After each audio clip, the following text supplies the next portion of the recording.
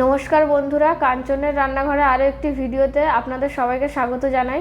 আজ আমার কাছে খুব স্পেশাল একটা দিন। আমি যে কাঞ্চনের রান্নাঘর শুরু করেছিলাম, শূন্য থেকে শুরু করেছিলাম, আর আজ 10 দিনের মধ্যে সেটা 100 জনের পরিবারে আসতে পেরেছে। তাই আজ হবে পাঁচমিশালি পোস্ত। তো পাঁচমিশালি পোস্তর জন্য আমি কি কি নিয়েছি আপনাদের বলে দেবো। এখানে নিয়েছি আলু, কুমড়ো, গাজর, বরবটি, ফুলকপি, বেগুন, পটল, আর এখানে আছে টমেটো, আদা, কাঁচা লঙ্কা, সরষের তেল, সাদা তেল, লবণ, হলুদ, লঙ্কা, আর এখানে আছে পোস্ত। এখানে আমি এবারে মশলাটা বেটে নেব। প্রথমে নেব পোস্ত। এখানে আমি 2 চামচ মতো পোস্ত নিয়েছি। এবার এটা ভালোভাবে বেটে নেব।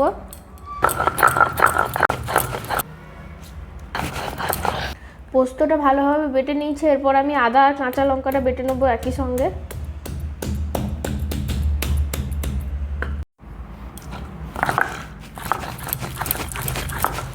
মশলাটা আমি ভালোভাবে বেটে নিয়েছি, এবারে তুলে নেব।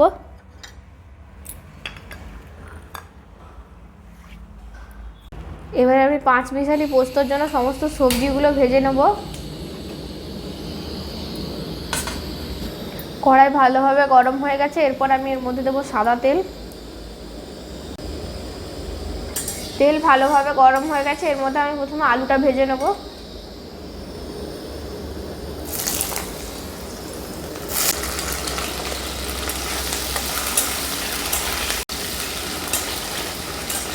এর মধ্যে এবার আমি একটু লবণ আর হলুদ দিয়ে দেবো। দিচ্ছি লবণ আর দিচ্ছি হলুদ গুঁড়ো। আলুগুলো ভাজা হয়ে গেছে, এবার আমি নামিয়ে নেব।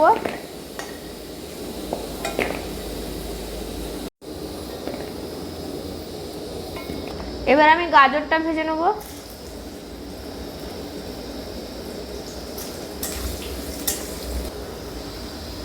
গাজরটাও ভাজা হয়ে গেছে। এবার গাজরটা তুলে নেব।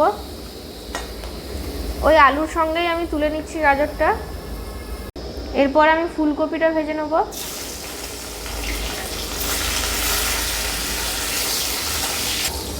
ফুলকপিটাও এখানে ভালো করে ভাজা হয়ে গেছে। এবারে ফুলকপিটা নামিয়ে নেব।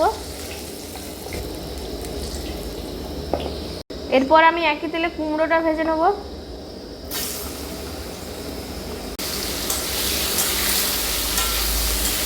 কুমড়োটা দেখে হয়তো আপনারা ভাবছেন যে কুমড়োটা সাদা সাদা কেন। এখানে ঝাড়খণ্ডের বাজারে কোনো জায়গায় আপনি পাকা মিষ্টি কুমড়ো পাবেন না, সবসময় এই কাঁচা কুমড়োই পাওয়া যায়। কুমড়োটা এখানে আমি ভালো করে ভেজে নিয়েছি। এবারে তুলে নেব।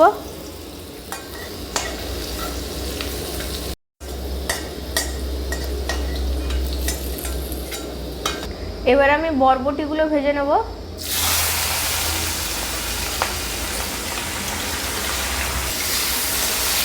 বরবটিটাও আমি ভালোভাবে ভেজে নিয়েছি। এবারে নামিয়ে নেব।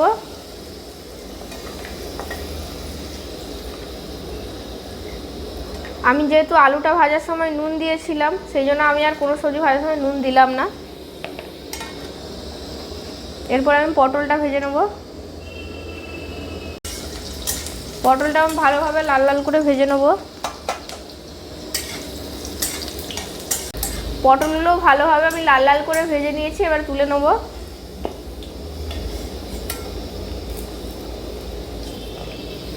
এরপর আমি বেগুনগুলো ভেজে নেব।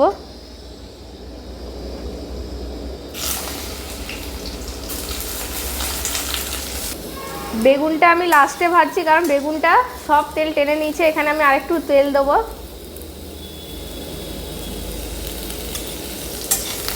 বেগুনটাও আমি ভালোভাবে ভেজে নিয়েছি। এবারে নামিয়ে নেব।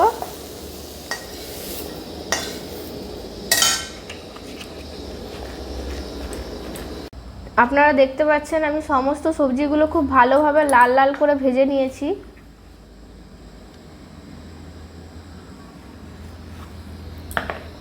কড়াইতে এবার আমি দেব সরষের তেল। এরপর এর মধ্যে দেবো আমি ফোড়নে কালো জিরে। কালো জিরেটা ভাজা হয়ে গেছে। এর মধ্যে দেবো কাঁচা লঙ্কা আর দেবো টমেটো।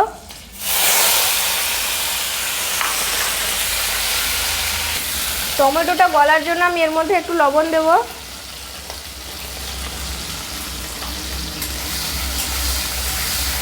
টমেটোটা ভালো করে ভাজা হয়ে গেছে, এর মধ্যে আমি বেটে রাখা পোস্ত, আদা, কাঁচা লঙ্কা বাটাটা দিয়ে দেবো।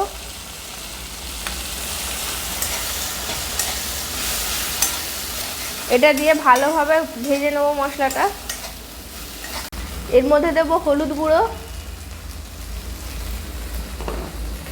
আর দেব অল্প একটু লঙ্কা গুঁড়ো। এর মধ্যে একটু অল্প মশলা ধোয়া জল দেব।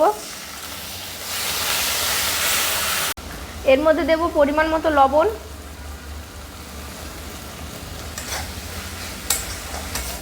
এর মধ্যে এবারে আমি ভেজে রাখা সবজিগুলো দিয়ে দেবো। সব সবজিগুলো দিয়ে দিয়েছি, এবারে আমি ভালোভাবে এটা কষিয়ে নেব।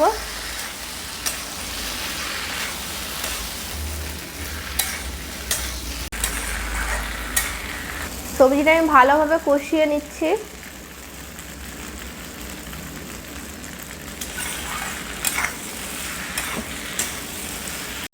মশলাটা আমি ভালোভাবে কষিয়ে নিয়েছি, এবার এর মধ্যে দিয়ে দেবো জল। যেটুকু মশলা ধোয়া জল আছে ওটা দিয়ে দেবো।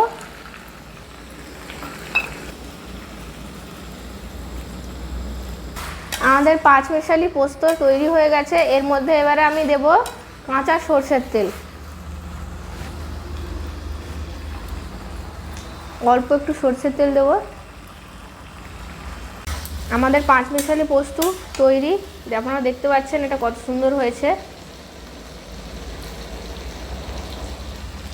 এবারে এটা আমি নামিয়ে নেব।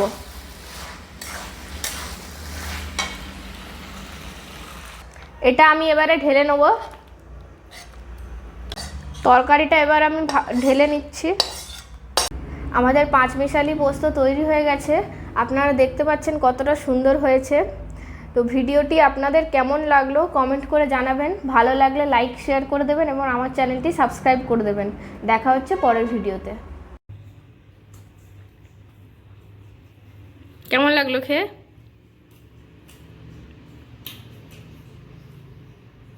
খুব সুন্দর। জানি না কেন মনে হচ্ছে একটা শুক্তোর মতো রান্নাটা বেশ একটা হয়েছে, খুব ভালো। 5 রকম সবজি দিয়ে হয়েছে, খুব ভালো। আর তোমাকে পয়েন্ট বলতে আমি 5-এর 4.8-এর একটু বেশি, একটু ভালো হয়েছে। ঠিক আছে, আর পরেও এরকম করো, আর ভালো হবে। আর দেখে খুব ভালো লাগলো তোমার 0 থেকে 100টা সাবস্ক্রাইবার হয়েছে। এইভাবেই করতে থাকো।